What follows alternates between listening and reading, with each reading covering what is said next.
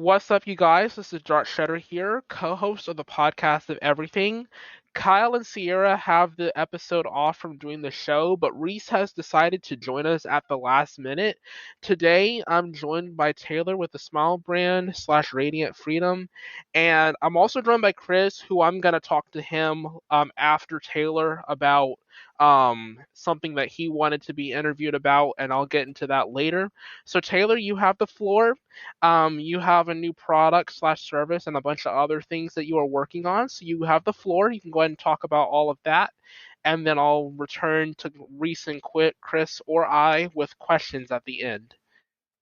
Okay, well, alright. Yes, Yo Chicken Bros. It's your boy Smile slash Taylor here. I run with a company right now, and I'm on the early stages of building my own company. I will be explaining it in a few bullet point style because I have not set up the entire business plan as of yet. I am doing it within the next few weeks. Just figured it would do best to talk about it here now and get the audience a bit bigger. So what I'm doing now is my YouTube channel. It is Smile Tut. I use YouTube, Rumble. I use it all, basically, trying to get everybody to come by. This is phase 1, which is basically done. I have gotten the 1.3K. I've gotten the good amount of people to help me out with it all. And I'm moving on to phase 2, which involves Radiant Freedom, a company I work with and that has given a complimentary website conversion report to Dark Shredder and his websites. Have you gotten that yet, Dark Shredder? So at the moment, I did not get a chance to do that. My birthday and a couple had come on Thursday, and I had some other stuff come up the Wednesday that I was supposed to do it. So prior to my birthday actually happening, and so there was a lot going on at the time. So I had not gotten a chance to actually receive that yet. I am still in contact with your friend though, about finishing that up this week, if that's at all possible. So I do have one question. You said you had a podcast that you were about to start with a journalist. So if you want to talk to us a little bit more about that. Yes, that is phase 2. So I was getting to that with the Radiant Freedom. Radiant Freedom is part of the money-making area for the Asset Builder, which is our podcast. It will be about mainly world news and interviewing people. I mean, I already have a bunch of people in different realms to interview, and we want to give it with a bit of a twist of, like, I'm good at sleuthing around, I can find stories, I got connections. We have an actual journalist's view, and then we have Jason, who you've met, and is the owner of Radiant Freedom, who can go and do his business, and then people see, oh my gosh, this good podcast over here has not only services for sponsorships, but website SEO and website building. So now we can get our website upgraded to the next level, and then we get sponsored by these people. So this area is where we're building up the podcast and then using it as an asset builder. By making the money from the SEO projects and the podcast, I'm building my money up to fund the next big step, which is the publisher.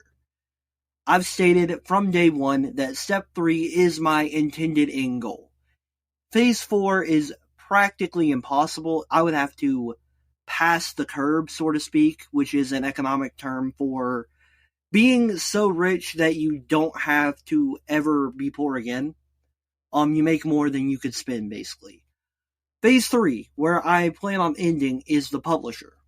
As of right now, I'm working on making video games and things of that nature, and talking with people. What the end goal here is, I'm talking with people to help me build up the idea for this. I don't know everything when it comes to making a licenser yet, but what I want to do is give people the floor to tell their stories. If you want to go and make a video game about people throwing pies at, I don't know, the moon or something crazy like that, we'll try and see if it's worthwhile. But also, with the censorship and issues of today's era, we want to be a spot with limited corporate influence. And that means that you get to tell your story. We only do what we need to do. we're not going to tell you, no, you can't talk about that unless, of course, it's obviously something completely horrific. If it was that bad, we wouldn't allow it. But what we're getting at is making the culture, because today's culture is a bit negative and in a negative light to many people, well, we want to fix that. And so we're building up a publisher for that. Reese, is there anything you want to add to this? You've just been sitting quietly over here in a corner, so I'm gonna go ahead and give you the floor, Reese, to ask any questions that you would like to ask. Yeah, if you want to go ahead and ask any questions. Hmm. Well, is it a store that you're selling products on? Could you say that again, please? You were cutting out a bit. Is it a store where you're selling products on? The publisher or Radiant Freedom? For the publisher. You cut out again, my friend. I couldn't hear you. The publisher. The publisher. Well, a publisher is basically like saying, we'll get your game out there, we'll help you build it up, and then for a cut of profits, so I say we do it 20/80 maybe for a smaller game.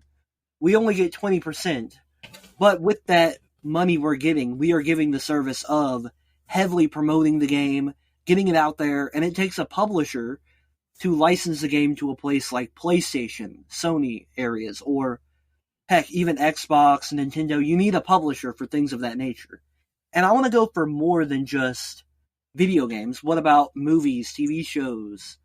I want to be able to publish whatever we can. So in a way, it's selling a service, not a product. But yes, it would be on a website conceivably. Okay. Now currently we're waiting for Chris to get back. He dropped out. He's gonna rejoin the call from a different location as he's going to his firehouse. We do appreciate him taking the time to actually jump in with us. I had no idea.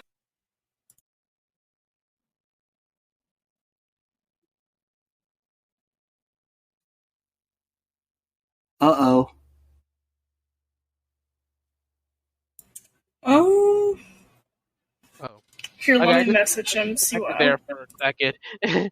Sorry about that. So people can actually uh basically go in and they can, give to other places, right? To give to podcasts, to give to companies and whatnot to get them started. So I want to get the chance to ask you, so how can people go out and support you, donate, that sort of thing? Because I know there's some people who would love to try and donate to your show, and your company. Okay, well, basically put right now, I'm growing the audience. So any help that you can give would be like watching my channel, checking out my subscribe star, looking at my, like watching my channel to get that ad revenue in. Once I get a mobile game out that I plan on making, which will be free with ad revenue, because it's not going to be anything special, I'm just learning how to make video games at this point in time, be like, play that game for a bit. It's going to be a simple match 3. You play that, you get me some money. So it's really just you doing menial tasks to get me more money by watching videos and things of that nature. Or if you want to help me in a better way, you could do something like check out my subscribe star, which has a new video out every weekday. I just put it up like a few days ago and trying to work it out because these are more my opinions. You see what my current channel layout is? I talk about a news article. I am heavily in with the media's crowd. I understand media. I look at media. I read news articles and I dissect. I say, well, look, every news article is an argumentative article. So you got to understand what the media is trying to get you to believe and cross-check that, just in case it's incorrect. And so right now, if you want to watch those videos, that's great. I'm working on a gaming channel where people can come on, hang out with me on my streams Monday, Wednesday, Friday, all sorts of stuff getting packed in. There's also a merchandise store I have with different ways that and different things you can buy there, and I'm working on books. So I'm doing a lot of opportunities, not only to make me money, but to also give you guys a chance. For instance, I don't know how this would work. I'm still getting it put together. But if, say, Reese wrote a book for me and said, hey, I want to know if you would put this book on your merchandise store. I say, all right, we'll do it, and I'll split it 20-80. You get the 80% since you did all the work of writing the book. I'll just put it on my merch store. Whoever buys it, you get that 80%. Boom. Probably the fairest price you'll get. And that's the point. I'm not just working to grow my own business and make money for myself, but help other people out as well.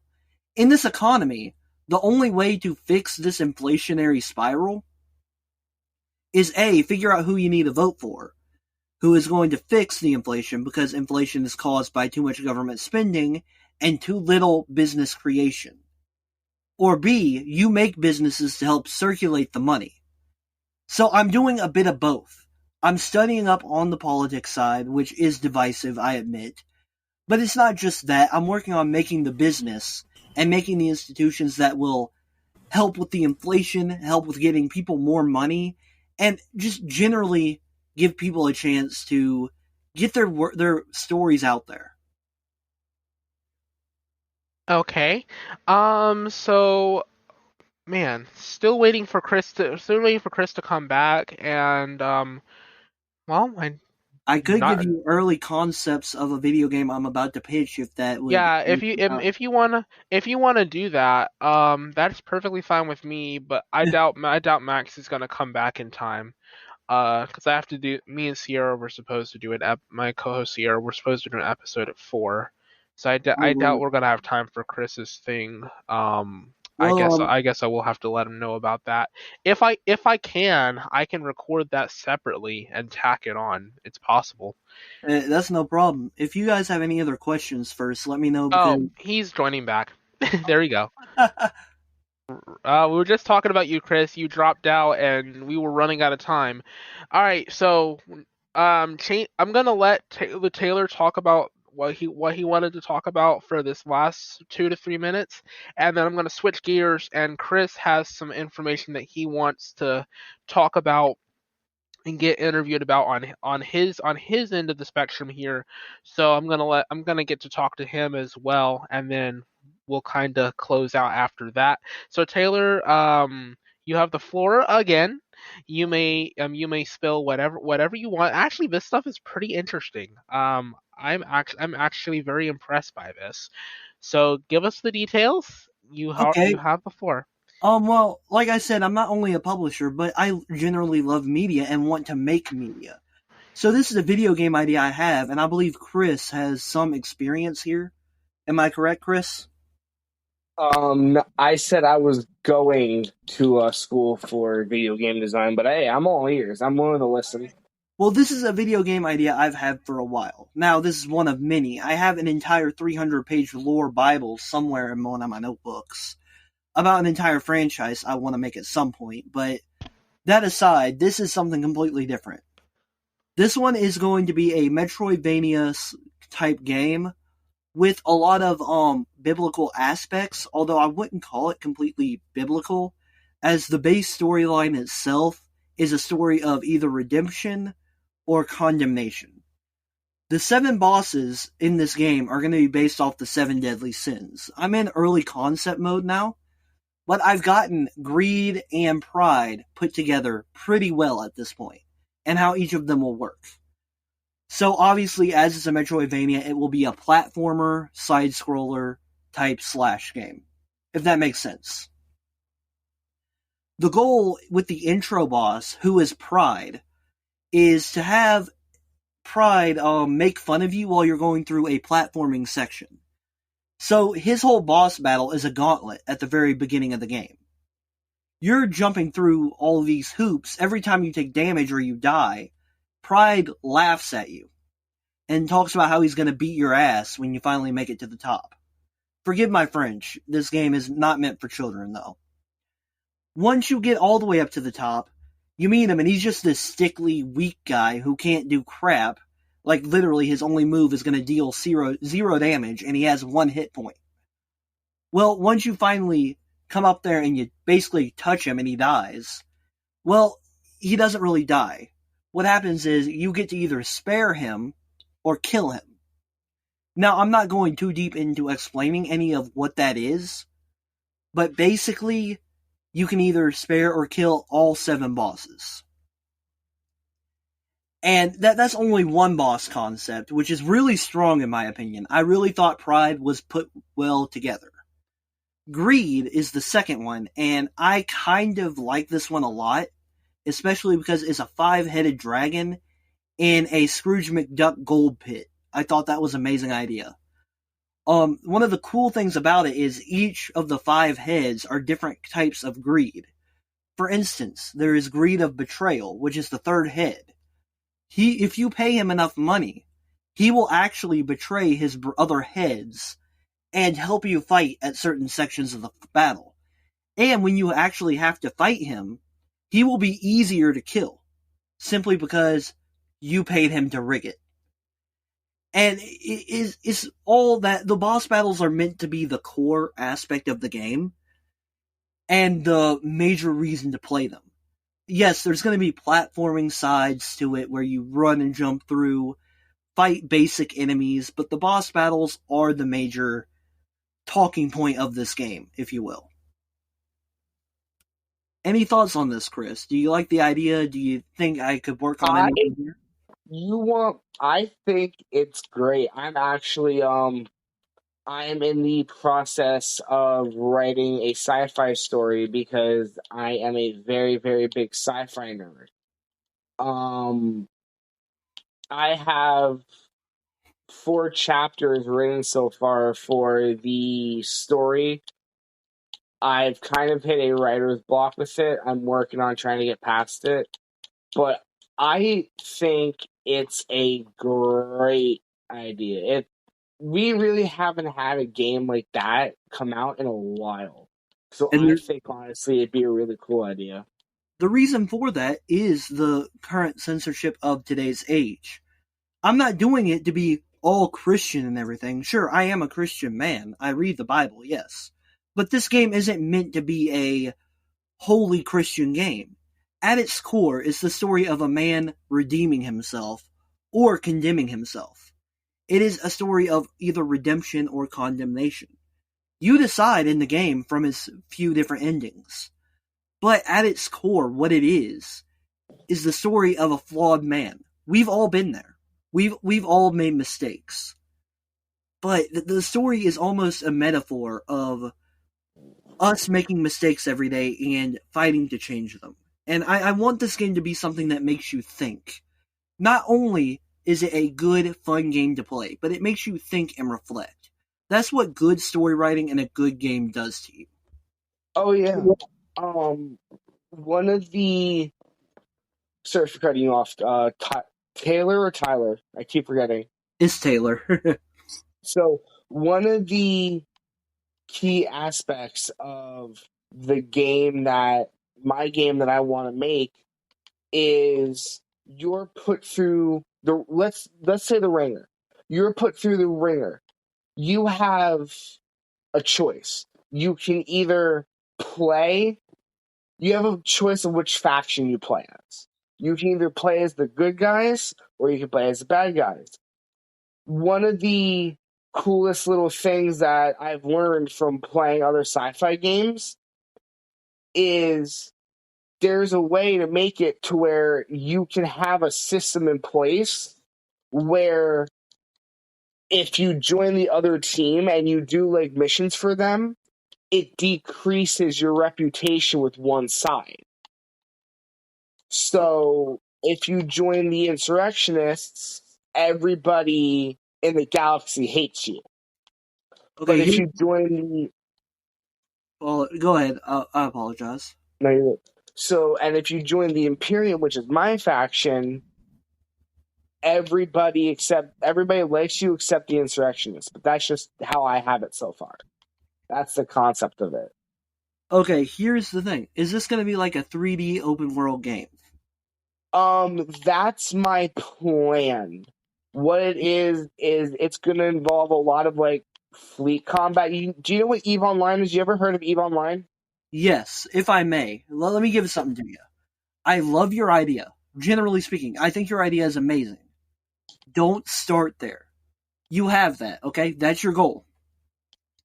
I need you to learn a bit of sales. I would recommend reading something like Zig Ziglar to help you understand getting the sale. Because if you don't know good business skills, you're not going to make it in any company like this. But I want you to start small. Go look up Code Monkey. He's a YouTuber. He shows how to master Unity. All right? Look up how to make an easy Snake game. I want you to start by making that Snake game and understanding it. Once you do that, go a bit higher. Maybe try a match 3 game. Or if you can't do that, try maybe a smaller platformer. Just start small. And whenever you think you've gotten the understanding of something like Unity down, go and make your first game. Don't make it to impress anybody. Don't make it to please anybody. Do it because you're learning the skill. And if you want to publish that on something like Steam, go ahead. Nobody's going to blame you for it because it's your first game. You can say, hey, this is my first game. I'm showing you my journey. And everybody might actually enjoy it. You never know. But don't start with this big grand idea. Trust me, I have a huge grand idea in a 300-page document up in one of my folders. It's huge, spanning multiple games. I'm not going to make that as my first game. And I don't want you to become discouraged because you can't make that as your first game. Start small. One of the what you said about business, my mom is actually taking a business management course in college. So I can do that. And like if I need like any advice from that perspective, I can always just go to my mom. But like I'm probably gonna read a lot of like stuff like that. I just have to get around to it because I am busy with a lot of other stuff. So once I get around and I get the time to, I'll definitely look into it. I mean, yeah, a market like this, when it comes to game creation, if you want to pitch games and not be a coder or one of the game builders, if you're one to want to pitch them and get a cut of the profits from it, you have to learn sales. You have to. If you don't, then you can't have the public speaking necessary to sell the games. I'm not the best public speaker by any means. I'm not good at it. I'm learning it. I'm working on it so that way whenever I'm ready to pitch a huge game and there's a lot at stake, I will be prepared. So I love what you're doing. I love your idea, but you need to get the skills set and ready. Now, that way later you will be more prepared. And heck, if it comes that we cross paths again and you have a game idea, come talk to me. I mean, I'm on Discord. I'm sure you have Dark Shredder as a contact. He can send us a 3-way. I can talk with you. I'm working on this publisher. We can see what we can do. I'm willing to help you refine your game idea, but don't. Sorry, go ahead. Good. I hope that was of good help to you. I do generally try to help other people as much as possible because I love hearing other people's ideas and what they can do with them. So your idea works well. I don't know all of it. I know that your gameplay idea seems okay lore-wise, if I may ask. And I know I'm not supposed to be interviewing you. I've kind of taken this podcast over, and I do apologize. No, continue to take it over. I'm sitting over here with popcorn, actually interested in every single word you're saying. Good lord. Okay, then. What is your core aspect to this? What is your core gameplay mechanic? That is something that is important. One of the core gameplay mechanics that a lot of the sci-fi games that are out there don't have is if you look at a game like Call of Duty, you know how they have like progression, like how they have a weapon progression system? Yeah. With a lot of sci-fi games, the thing that I've noticed is when I play these games, you don't have that kind of system when it comes to like ships that you get. When you start out in a tiny fighter craft in at the start of the war. But as you do more contracts and as you do more of these missions, you can progress farther and farther. So once you are finished with the fighter tree, you unlock another one, and then another tree once you're done with that. So yes, it's a little bit of a grind, but it also takes that grind and gives you a challenge of like, okay, this is what I want to go for. This is the steps I need to take to get to that goal. Okay, I like the mechanic of getting better and better ships, but you need to make it unique. Any businessman, and I'm going to tell you from a position of someone who speaks with businessmen a lot, any businessman that hears that is going to think, well, what's different from that from anything else anybody else could pitch to me? Taylor, I will. Dark has my Discord, so if you want to send my Discord to him, Dark, so he can just like add me on Discord so we can talk more after this. Yeah, I'm more than happy to help you out with what I have. I mean, like I said, I'm not perfect. I am honestly, this is going to sound crazy to most people. I'm a high functioning autistic. I have overcome that through my own knowledge and betterment of myself. It's harder for me to go out and public speak. But none of y'all knew that, did you? None of y'all knew that. None of y'all could tell. I wanted to actually, this is a question for Dark. So can I go ahead and kind of state the reason why I wanted to kind of have a say in this podcast and stuff? If that's okay. Yeah. Oh I'm yeah, so sorry. absolutely. I Yeah, didn't want dude. to take the screen. I'm sorry. No, you're good. Hi, everybody. I'm Chris. I am a 18-year-old high school graduate. I graduated high school in June of 2022. I have since become a volunteer firefighter in my state. The reason that I actually reached out to Dark is because I'm a very big advocate for mental health. I know it's not a very pretty topic to talk about, but it does come up a lot. And I think there needs to be a conversation about it and what we can do as a society to better ourselves. Because unfortunately, people like myself who have mental mental health issues are currently not really seen in a good light. When I was in school, I advocated for the 988 hotline. I had reached out to my state government and I said what kind of steps and what is being implemented when this rolls out to make it as smooth as transition as possible. I actually got the opportunity to sit down with the director of addiction and mental health services for my state. So one of the very, very big topics when it comes up with mental health is what we can do as like a society to kind of better ourselves.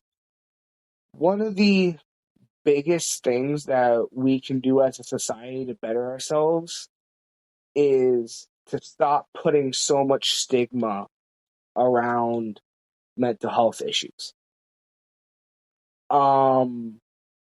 It's become a big thing and there's been a lot of negative light shined on it due to some recent events that I'm not going to discuss because this is not the proper place.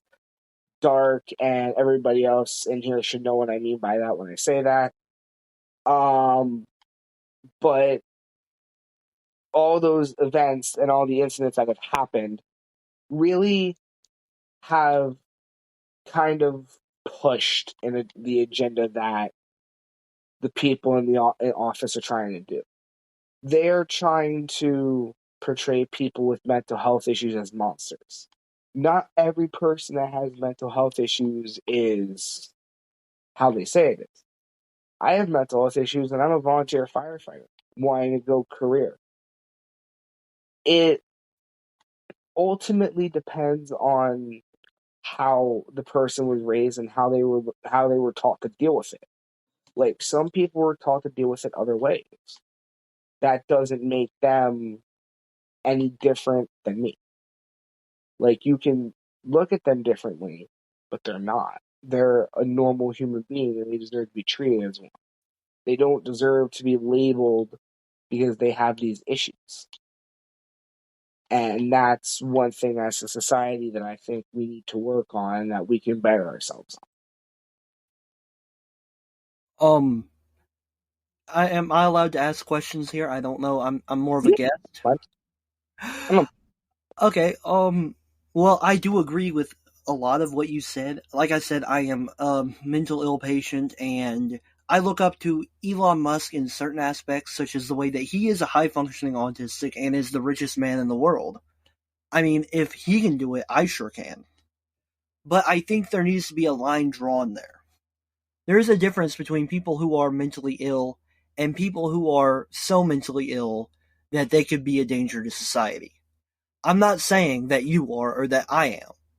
I'm saying I some people need to be able to be in a mental institution because they are so ill they are a threat to society. I have been one to really look deep into American politics and politics in the West. And for instance, John Fetterman, who I don't know if I need to go into this, you can cut this out if you don't like it. I don't know his stances. I do know he got hit in the head, waiting to hit in the head. He had like a stroke, didn't he? And with that stroke, he now can barely talk. Sure, I may have supported him beforehand, I don't know. But the fact that he had the stroke and is now technically mentally ill is a problem that we don't need in an office. Because now he is not prepared to do the job. And that goes with many other places. I am autistic. I can't be in loud, crowded areas. Therefore, I probably should not take a job in a loud, crowded area. Yes, mental illnesses can have a stigma to them with some correctness to it. In a way, yeah, I shouldn't be hired as a Wendy's worker because it's loud and crowded and I get deliriated from that. I get that. But when the stigma goes too far, and the stigma starts saying things like, oh, well, you see, because you are autistic and all autistics seem to be reclusive, I don't want you working for me. I've gotten that one before. I've gotten I've thrown out had of it too, colleges. trust me. I've gotten kicked. I've gotten denied from colleges for that. Point being, there is a limit. Yes, I agree. There is a bit of harshness when it comes to people with mental illnesses. But we don't need to open the floodgates. We need to figure out the best possible way to fix that problem. I agree with you on a lot of what you brought up. But the thing that I don't really agree with is the fact that one of the things that I semi agree with you on is, yes, if you have a repeated history of, like, episodes where you've said that you're going to go do stuff and all that, then yes, you need to be put in a mental institution. But one of the things that really, I'll admit, I have bipolar. I have bipolar and ADHD. Someone as being bipolar, you kind of see that perspective a lot differently, because it's almost like, oh, they're talking about someone like me with when I'll just flat out say it. Um, all the mass shootings that have happened, our government has unfortunately used that as I don't want to say a catalyst, but a way to push the narrative of certain people with certain mental health issues are dangerous people to be around. The one thing that's the one thing that I think needs to change. If you have never had a run-in with someone with that known mental illness, you should not be making assumptions. Yes, I know it's people, we can't really regulate that. But the fact that there are people within the echelons of our government that are coming out and saying and being absolutely like derogatory and discriminating against people with mental health issues should not be allowed. But unfortunately, with them holding the power they have impunity from that. I don't think that should be allowed, because you're having all these people in these high offices who are saying stuff and getting away with it. Like, it shouldn't be a thing of where I go to a job and I get looked at because I get looked at like I'm going to snap and do something. Like, that's the one thing that when I say I'm trying to advocate for change, that's the one thing that I'm trying to change, is the fact that there's a stigma that is being brought on by people in seats that don't know what they're talking about. And I think that needs to change. I think it needs to change 100%. I completely agree with you there. I don't understand exactly what you disagreed with me on or what point it was. I completely agree, though. The point I was making was, yes, there needs to be change because someone like me can't really get a job right now, especially in this environment. I have had a horrifically hard time trying to get a job. I have been denied access to colleges when I had a 4.0 GPA and was fifth best in class. Still haven't made it into a single college. Don't plan on it anymore, but I never got to. Point being, there is a difference between people who are mentally ill, like me and you, and those who can't control themselves with their mental illness. For instance, let me give you a bit of bipolar. From my knowledge, bipolar is a disorder in which you will get very instinctive moments where you are a bit irrational. It is part of a up and down cycle. Kanye West, for instance, has bipolar. Sometimes he says some really whack off the wall stuff. It's because his emotions have been driven up in a very strange way when they weren't supposed to. Is that correct? Is that more of what bipolar is? Strange mood swings, things of that nature? Yes. It's that, but there's also a lot of different perspectives you could take on it. And what I mean by that is someone like me. I have that type of bipolar, but I know, I can tell when, okay, I'm going to be having one of my bipolar moments, so I know. But there's a lot of different categories that you could put someone with bipolar in. There's so much that I really don't want to go into it right now because it would take like hours to kind of delve into. I'm fully aware. I was using a broad stroke explanation for the audience. If you're interested, look further into it. I mean, Google is a modern marvel of this era. Yeah, it's going to I do completely understand your point, and I was using broad strokes. Yes, there is a lot of different areas when it comes to bipolar. I get your point, just like there's a lot of different areas when it comes to autism. I don't have bipolar. I could not explain it as well as you could, because I've never experienced it. But, again, what if there's someone who can't control their mood swings, or they are at such an extreme that they may want to go and harm a school, and they don't know why, but it's in their head. There is a difference between people who are somewhat able to control themselves. I'll let you know when. Yeah, like sorry, my lieutenant was talking to me. What was up? I didn't really hear Oh, because I had him talking and you talking as well. no problem. What I was getting at was there is a difference between people like you who can control yourself and people who may have a more extreme variation of bipolar, where their mood swings are so huge and so uncontrollable that it may cause them to want to go and harm a school. It could happen. And that's Yeah, why I say we need to find a middle ground in that scenario. And the only way we're going to do that is for two people, like right now, to come and talk about that. That's the idea of my podcast, is to solve problems by getting two individuals who have differing opinions, which I don't care if you disagree with me. Like, I get your point. It could end up being that we have a disagreement at the end of the day.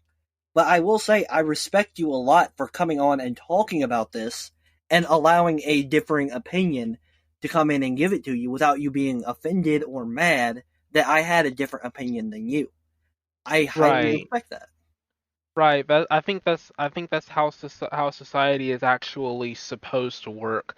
Also I do want to go ahead and say that we are running out of time. Because I know I had planned for Sierra to do So our sorry, Dark episode. Shredder. Yeah, no, it's fine. No, it's fine. I actually really did enjoy that actually. All 45 minutes of it that I have been that I had actually been keeping track of the time, but it's that time of day and it's that time of episode again where it's time to close out. I want to thank Taylor and Chris for coming on the show, and I also want to thank Reese. If you want to unmute for a second, Reese, I want to thank Reese for having a chance to come on the show as well at the last minute, be a fill-in co-host, although he really didn't say much, but he was still here as well. So thank you guys. If you guys have not already decided on whether or not to donate to the podcast, please consider doing so. There will be a link in the description of the podcast for you guys to go ahead and donate to the show. You guys could also There'll also be a link on Spotify and all other platforms for you guys to be able to send a message to the show as well. Thank you guys again for joining me on this no podcast. problem. Yep, this has been Dart Shedder, Reese, Taylor, and Chris, and we'll get to see you guys or hear you guys in the next episode. And tune in for the YouTube channel because I've got some amazing gameplay coming very, very soon. No Yeah. Man's Mile is over and out. All right.